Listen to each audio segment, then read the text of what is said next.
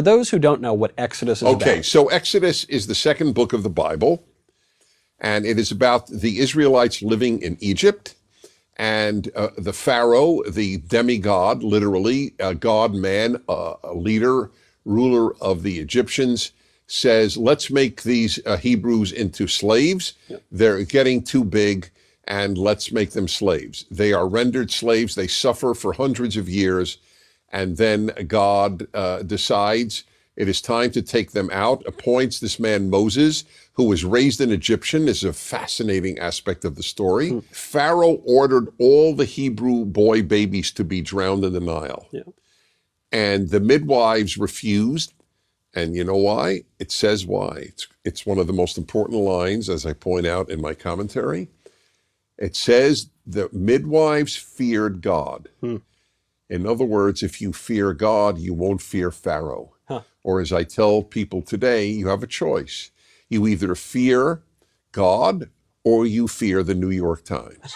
You have a choice. Right. And I mean that literally. It's a lower order God. Well, yes, Times, but for many, what will they say about me, whether the they is the New York Times or Facebook, that is what people fear, not God, including a lot of religious people. Yeah, that's right. So this is huge. They refuse to kill the Hebrew babies. Yeah.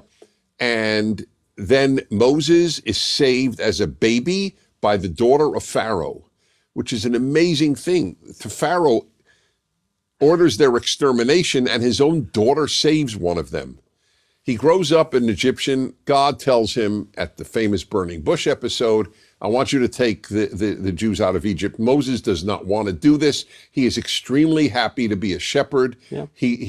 By the way, great leaders don't want to be leaders generally. Yeah. They are not power hungry.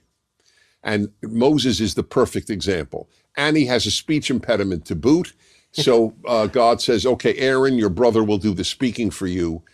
And anyway, so he demands of Pharaoh, let my people go, the most famous slave liberation story in the history of the world.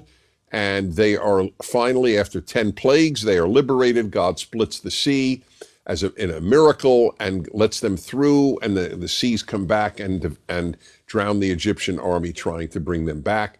And then they go to Mount Sinai, receive the 10 Commandments. Moses goes up for the 10 Commandments and is up there for 40 days and 40 nights. They get very antsy. Their leader's not there. They build a golden calf and they worship it.